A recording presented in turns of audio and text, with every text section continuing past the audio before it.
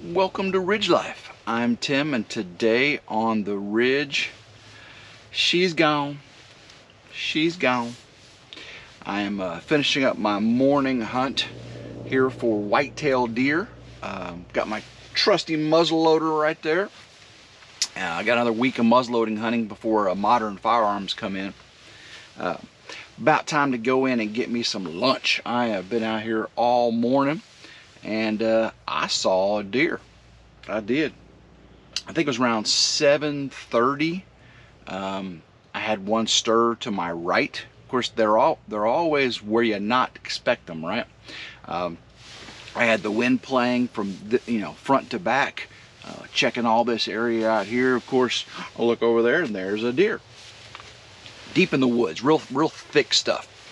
So I let her mosey on out. I get the camera on. I get the camcorder in so I can zoom on her. I get the old muzzle loader ready, and she takes for a long time to pass out behind all those thicket in the trees. She came out a little bit, and she was real weary. I was like, oh, maybe there's a buck behind her. That would be awesome. And seriously, it took about 15-20 minutes for her to get out into a clearing. And when she got out in the clearing, she just hop. She split. I mean, just split right across the clearing. Got back in the woods on the left side of me over here, and just sat there. Just kind of ears. I wasn't making any noise, but maybe I was, getting the camera set up and everything. So she was very skittish.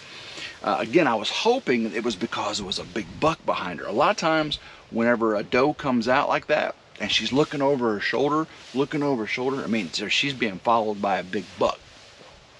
But that wasn't the case this morning. She left me. She crossed on out of there and skedaddled it. And probably about an hour later, I had another one come up right behind me. But this one, it never came into view. I don't know if it was downwind of me and winded me, because that is, I make sure I always hunt the wind. I want the wind at my face, so I usually don't look behind me too much. I got to keep the black behind me like that. Don't look too behind me too much, because they're going to wind me for sure. But a lot of times they come up downwind. They play the wind. Deer play the wind as well. But yeah, I'm gonna get in, and you're like, Tim, where's Jin? She not with me this weekend. I told her I needed to get some work done on the ridge. I just saw her Wednesday, right? And so the plan is get in, take a shower, get something to eat, and start working on those concrete footers. I've got all, you saw me cut all the wood and make all the mistakes with my cuts. I got some more wood too, just in case some of those are too short. But I got to make the forms up. I got to start making the rebar cages, and I would like to get that front, the corner footer set up and maybe even poured today. That would be ideal. Now it's still muddy up on top of the ridge, and if there's water in that one, I ain't gonna be able to fill it. But that is the first one I want to fill. Unfortunately, is the one with that always holds the water, because that one is really the best elevation. All the rest of them I'll level out to that one. Again, that's why I call it my cornerstone. And but I also need to get in the power shed and start painting the rest of that floor, so I can start framing things up and getting the power stuff going too. Because this weather, the way it's been raining.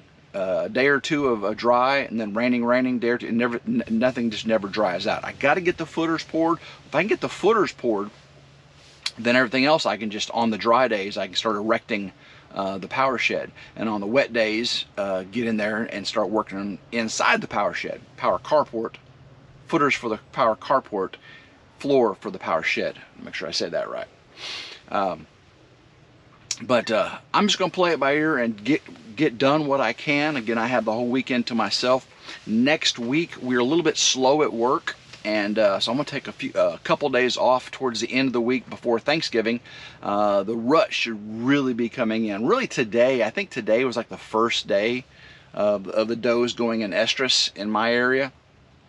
And a lot of people say the moon, the temperature, and the acorn, you know, no, deer, the does go in estrus when the does go in estrus. I do not believe any of those environmental factors affect when a doe goes in estrus. That's just my personal belief. But as far as when you see the deer, obviously acorns, water sources, you know, how dry it is, the wind, the temperature, all that plays into effect. Moon phase does play into effect there. Barometric pressure has a lot to do with when deer move as well. I can't exactly explain that, but it does. But yeah, Jin's not here this weekend, and she was supposed to work today. I think she stayed up and maybe watched the fight last night. I should not have. I stayed up and watched the Tyson Paul fight. Netflix was giving everybody the business last night. Oh my goodness. I was talking to Mel from Simple I Proclaim half the night. We were texting back and forth, all excited about the fights. We watched the undercard, and her and Gary are sitting there watching, and we're texting back and forth. And then of course we all start battling the Netflix bandwidth woe. They were having all kinds of problems with how many people were watching that show. And the undercard wasn't too bad. Barros and Ramos, I think it was. And of course, then there was Serrano and Parker, I think it was her name. Decent fights. The first match, the undercard, I didn't even watch all of that one. I was getting stuff done. But actually, I was eating over at Grandma Carol's. What did I eat over at Grandma Carol's last night? What did she make? Oh my goodness. Why, Tim, why can't you think what she made? It's how appreciative you are, Tim. You don't even remember. We had the venison tips and gravy the day before, and I had leftovers for lunch. What did we eat? My brain is not working. I guess I ran over there after I had the Netflix thing set up and going. Well, it'd come to me. But I'm sitting here in the blind, you know, and I normally wait. Normally I don't talk in the woods at all like this, but I want to get a video out to you in location, in locale. But it's late enough in the noon time here to not bother it too much. Of course, with the moon up all night, I truly believe the deer will be walking around at lunchtime here, so I'm probably messing up perfect hunting time. But you guys are worth it. Getting these messages out to you is definitely worth it. I got a blinker incandescent bulb went out. Most of the bulbs are LED on the SRT, but I got an incandescent bulb that went out. I got to go to AutoZone and get another one of those. I still need to fix the glass chip on the SRT before it cracks out. I got the kit for it to repair it from Amazon. I just got to get in there and do that. So, but I got to get some videoing done, because one video a week on Ridge Life is not cutting it for you guys. I know it's not.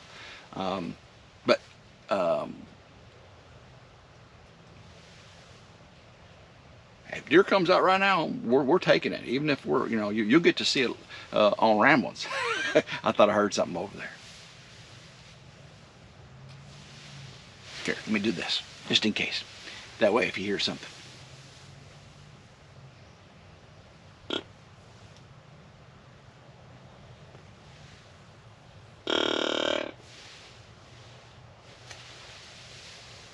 Probably nothing going to happen, but if I can call one in real quick while you're on here, I'll just turn you around and let you see them.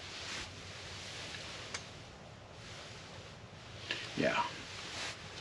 So I'm excited about getting some work done on the ridge today. The sun is out. It is a nice day. It's cool. It was in the 30s this morning. My toes got a little chilly out here. But I got a little sock cap here. I put on over my thing there, and I'm zipping up. And normally I put the little foot warmers in on my socks inside my boots. I didn't do that last night. I'm gonna get some of those out, because it is getting that weather where you need the little foot warmers. I like those little chemical foot warmers, you know, you stick to the bottom of your socks. They actually work pretty good. They do need air, so you never want to have your boots too tight. You always want a little bit of air around the toe pocket. That way those things can work. Plus, air helps insulate. If you just pack that insulation, just like when you're insulating your house, your tiny house, your shed, your barn dominium, whatever you got, you stuff the insulation. You take 6-inch insulation and put it in a 4-inch wall. It actually doesn't work as well. It needs that air void to get its full insulative property. So never wear boots with your socks too tight. That's why in hunting boots and stuff, I always get one size bigger to accommodate thick hunting socks. And I love wool blends. Those things work even when your toes sweat.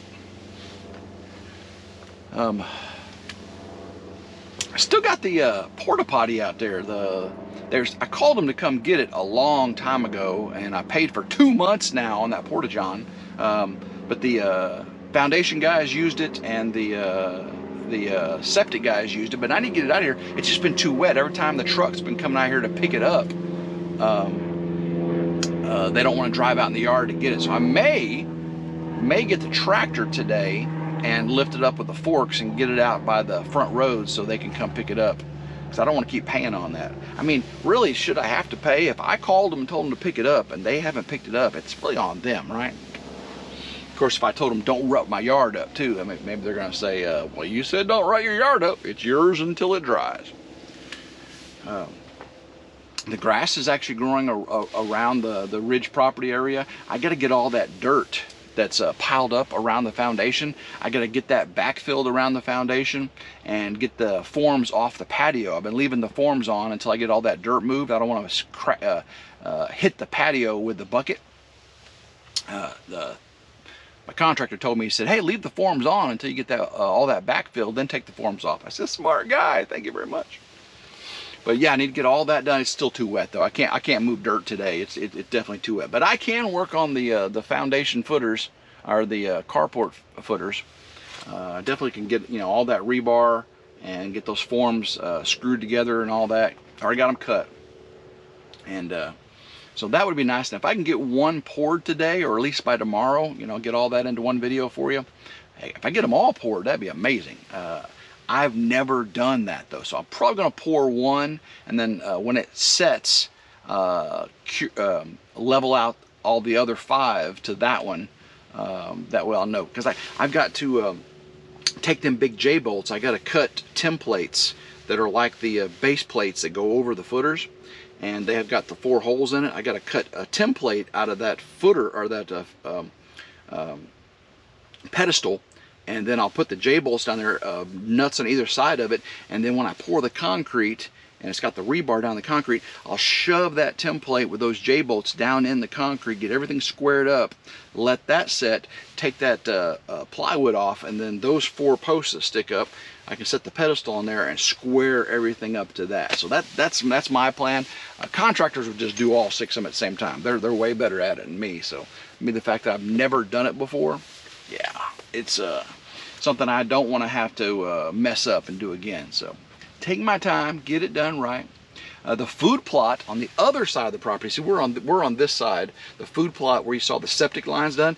I hunted there yesterday evening after I got off work. I had just about an hour before dark, and I hunted out there, and didn't see anything, but the food plot's coming in nicely. So I think I'm gonna maybe use some more of that food plot. And I still have lots of clover and fescue coming in the shady areas around the barn house build. All that seed that I put down, that actually took this fall. It's pretty crazy. It didn't come in this summer because it was so dry, and I just couldn't water out that far. But everywhere that wasn't in the direct sunlight right there, it really started taking off. So that was pretty cool. Well, guys, I'm getting hungry. I don't know how long I've been going on this, but I'm getting hungry.